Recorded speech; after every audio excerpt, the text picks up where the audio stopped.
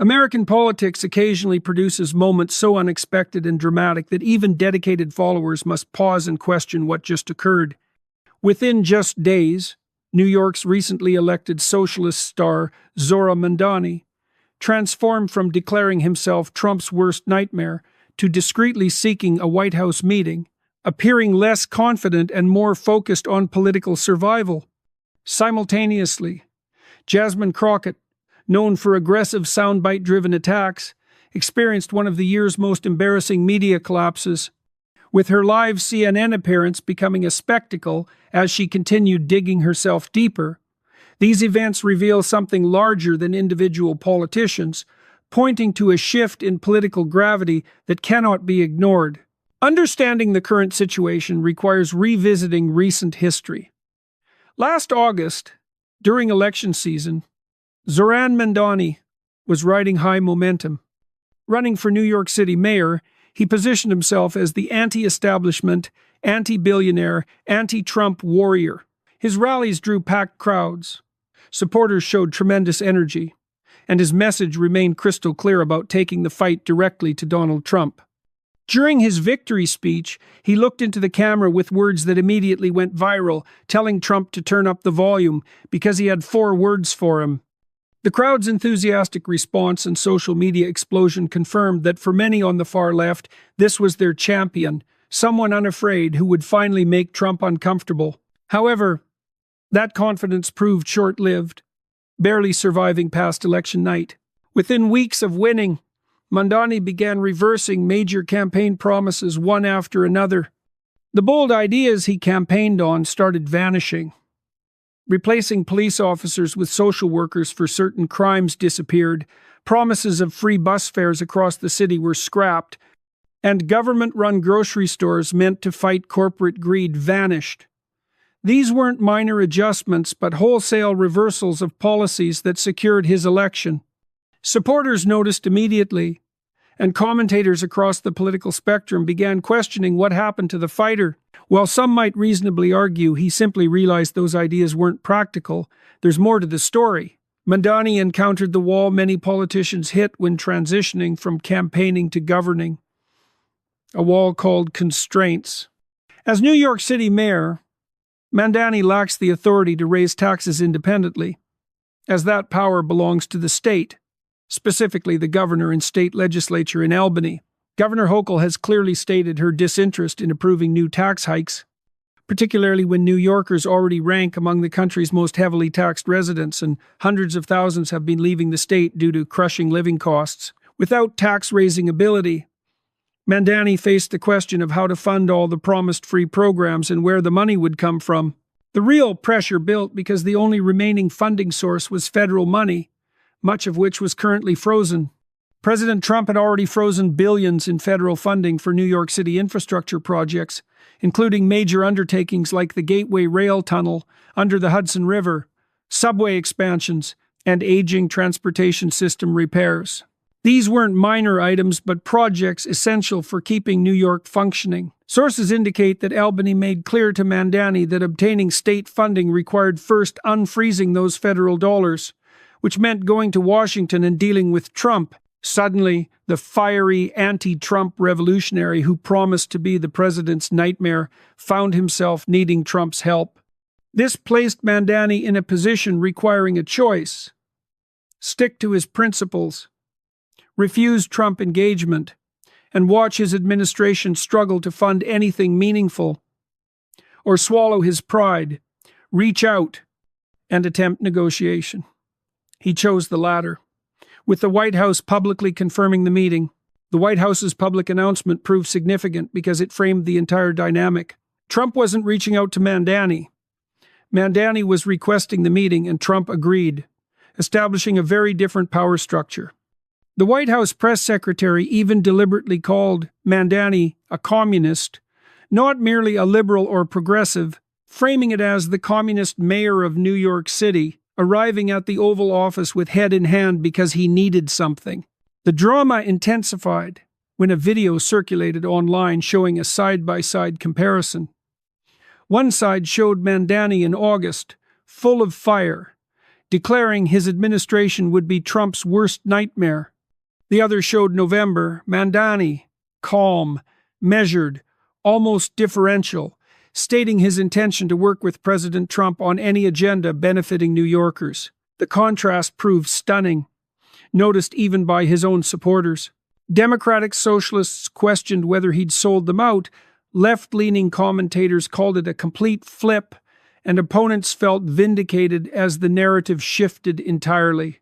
In interviews, Mamdani attempted explanations, insisting he'd always been open to meeting anyone and that his commitment was to New Yorkers, not any particular political stance. However, the tone had changed. The defiance had vanished, replaced by something resembling nervousness. When asked how he would avoid being outmaneuvered by Trump in the meeting, he stumbled, talking about being a New Yorker, being prepared for all situations, and making the case for the people, but without fire or confidence, just caution. People began wondering if he was afraid. While one political figure scrambled to explain his reversal, another walked into a self-created disaster. Jasmine Crockett, a congresswoman who built her brand on aggressive, soundbite-ready attacks, decided to target Republicans during a hearing by linking them to Jeffrey Epstein. On paper, this appeared nuclear, as Epstein is one of modern American history's most notorious names, making accusations of ties to him serious and attention-getting. However, the records didn't support her claim. Crockett's team hastily pulled campaign donation records seeking Republican dirt and found donations from someone named Jeffrey Epstein, so they ran with it. But the Jeffrey Epstein who donated to some campaigns wasn't the infamous one. It was a completely different person, in some cases a doctor. In others, donations came years after Epstein had died. When CNN pressed her on this, instead of acknowledging the mistake, she doubled down, claiming she never specified which Jeffrey Epstein she meant, that her team Googled quickly because Republicans sprung the topic on them, and that she wasn't trying to mislead anyone. However, when saying Jeffrey Epstein in a political scandal context, everyone knows exactly who you mean. There's no ambiguity, no need to specify. The implication is automatic. Refusing to admit the error made it worse. Lee Zeldin, one of the named Republicans, issued a public response providing actual FEC records showing that the Jeffrey Epstein who donated to his campaign was a physician and that the donation occurred after the infamous Epstein's death. It was clear, documented, and impossible to dispute. Crockett had been caught in a false claim, and instead of gracefully walking it back, she tried spinning it. She pivoted to Stacey Plaskett, another Democrat who'd been texting with the real Jeffrey Epstein during a congressional hearing, attempting to defend that by calling it routine constituent communication, that Plaskett hadn't initiated the texts, that nothing was inappropriate about it. In doing so, she accidentally created a defense applicable to Trump as well. If texting with Epstein wasn't inherently suspicious and not initiating contact made it acceptable, then the same logic applied to Trump's past Epstein interactions. She had undermined her own attack. The CNN host looked genuinely stunned, trying to give Crockett multiple opportunities to clarify, correct, or walk it back. But Crockett kept digging. The optics proved brutal, because this wasn't just a factual error, but a credibility collapse. Someone who built their reputation on calling out others got caught in a lie and refused to admit it. Stepping back to view these stories together reveals they're not isolated incidents, but part of a pattern. Mamdani campaigned on being a fierce Trump opponent and now quietly asks for a meeting because he needs federal funding. Crockett built her brand on aggressive attacks and now fumbles basic facts on live television while accidentally defending those she tried to attack. Both stories point to the same underlying issue. The gap between rhetoric and reality is closing fast. For years, many politicians could say whatever they wanted on the campaign trail, knowing they'd rarely face accountability once in office. The media environment was fragmented. Social media amplified outrage but didn't always demand consistency. And voters, frankly, didn't always have the tools or time to track every promise and statement. But something's changing. People are paying closer attention. Videos are being archived and compared. Fact checks happen in real time. And politicians who built careers on performative outrage are finding that the performance doesn't hold up when meeting actual governing or scrutiny. Mamdani's reversal isn't just about fiscal constraints, but about realizing that governing is harder than campaigning, that you can't promise everything to everyone and assume it'll work out, that at some point you must make choices, and those choices reveal who you really are. Crockett's meltdown isn't just about a factual error, but about what happens when confidence isn't backed by competence. When your brand is built on being the smartest person in the room, but you didn't do your homework, when you assume the accusation will be enough and don't bother verifying details. What makes both stories particularly significant for audiences, especially those in their 60s, 70s, or beyond, who've seen many political cycles, watched leaders rise and fall, seen movements gain momentum then fizzle out, and developed a sense for what's real versus noise, is that we're witnessing the return of consequences. For a while, it felt like nothing mattered, that politicians could lie, flip-flop, contradict themselves without consequence. But that's starting to change. Changing because people are demanding it. Mamdani's own voters are questioning him. Crockett's own allies are distancing themselves from her mistakes. The pressure comes from within, not just from opponents, which is healthy because democracy works best when accountability is real, when leaders know they can't just say anything and get away with it, when voters hold them to their promises. The upcoming meeting between Mamdani and Trump will be fascinating to watch. Trump's team has already framed it as a paternal meeting, with Trump sitting down with this young, inexperienced socialist mayor to explain how the world actually works, how federal authority functions, how leverage works in negotiations, how you can't just demand things and expect them to happen.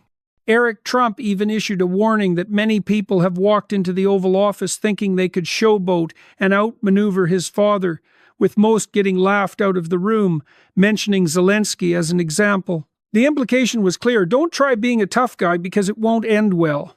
Mamdani walks into a situation with very little leverage. He needs federal funding, can't get state funding without it, and Trump knows it. Trump could be generous, deciding that helping New York is good politics, releasing some frozen funds, taking credit for being reasonable while making Mamdani look like he had to beg. Or Trump could play hardball, demanding concessions, perhaps requiring Mamdani to publicly support certain policies or tone down anti-Trump rhetoric. The third possibility, perhaps most entertaining, is that Trump simply uses the meeting as a teachable moment, explaining in characteristically blunt terms how federal-state relations work, how you can't just demand things and expect to get them, how negotiation requires leverage, how being New York City mayor doesn't mean dictating terms to the United States president. Eric Trump's warning hinted at this approach, implying that people coming into the Oval Office trying to be tough guys usually don't fare well. If Mamdani comes with attitude, he'll leave embarrassed. If he comes humble, he might get something. But either way, he's not in control. That's the real story here. The shift in control. The realization that campaign rhetoric doesn't equal governing power. That promising to be someone's worst nightmare doesn't matter if that person controls resources you desperately need. For many people, especially those who supported Mamdani because of his bold stance, this will be a painful but necessary lesson, because democracy doesn't work if voters reward empty promises and performative bravado. It works when voters demand results, accountability, and honesty. The same principle applies to Crockett's situation. Her base loved her aggressive style, that she wasn't afraid to go after Republicans, the sound bites and viral moments. But when those moments are built on false information, they backfire. When she refused to acknowledge the error, she lost credibility not just with opponents, but with potential allies. Because even people agreeing with her politics can see she made a mistake, and refusing to own it made her look defensive and untrustworthy. So what's the lesson in all this? What should we take from these two dramatic political collapses happening almost simultaneously? First, rhetoric has limits. You can campaign on bold promises and fierce opposition, but eventually you must govern, work within systems and constraints, compromise. If you've built your entire brand on never compromising, you'll face a reckoning. Second, facts matter. In an era where everything is recorded and fact-checked in real time, making false claims is more dangerous than ever. When caught, the only thing that saves you is honesty. Admitting the mistake, correcting the record, moving on. Anything else makes it worse. Third, accountability is coming back. For a while, it seemed politicians could say anything and face no real consequences. But that's changing. Voters are paying closer attention. Independent media is fact-checking continuously, and politicians relying on bluster and bravado are finding it's not enough anymore. This is actually a hopeful development because it means the system is starting to correct itself. That empty promises and false accusations are being punished rather than rewarded. That substance is starting to matter again. If you care about the country's future and want to see politics become more honest and effective, this is your moment to engage. Not just by watching, but by holding leaders accountable. Demanding they follow through on promises, calling out lies and distortions when you see them. Rewarding politicians who admit mistakes and punishing those who double down on falsehoods. That's the power you have. And in a media environment where every clip can go viral, where every statement is preserved forever, your voice matters more than ever. The Mamdani-Trump meeting will be a crystallizing moment, showing whether Mamdani is capable of adapting to governing realities or whether he'll remain trapped in the campaign rhetoric that got him elected. Showing whether Trump is interested in working with political opponents or more interested in humiliating them. Either way, it will reveal something important, and people will be watching. The same is true for Crockett. Her response to this controversy will define her going forward. If she finds a way to acknowledge the error, learn from it, and rebuild credibility, she might recover. If she continues to deflect and defend, she'll become a cautionary tale. These are the moments that separate serious politicians from performers, leaders from activists, people who can govern from people who can only campaign. What's particularly interesting for outside observers is witnessing a generational clash in political style.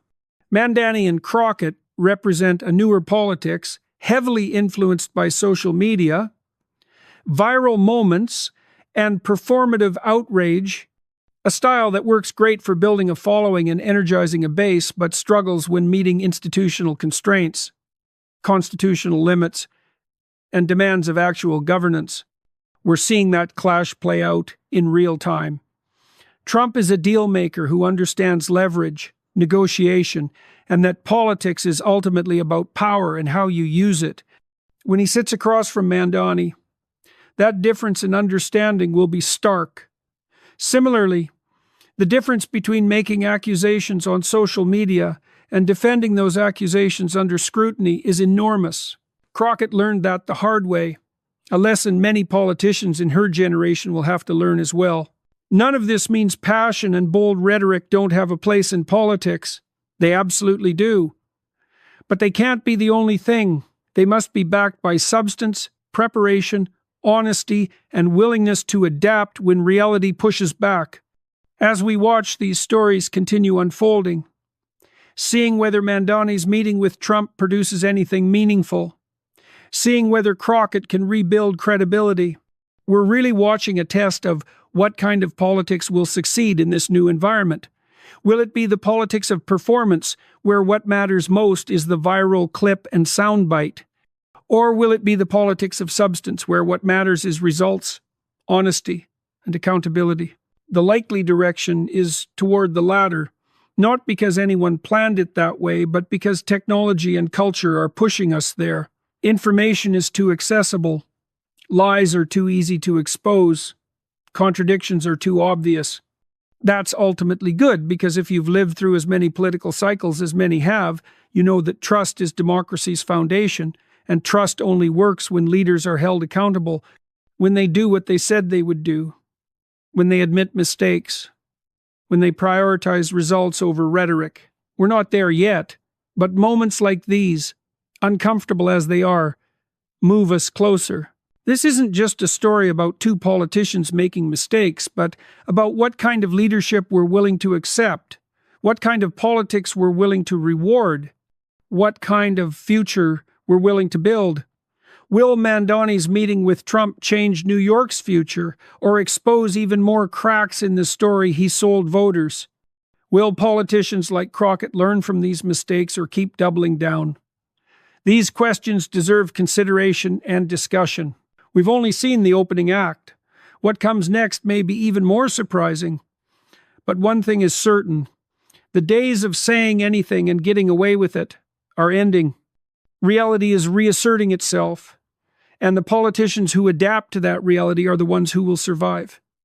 The ones who don't, well, we're watching what happens to them right now.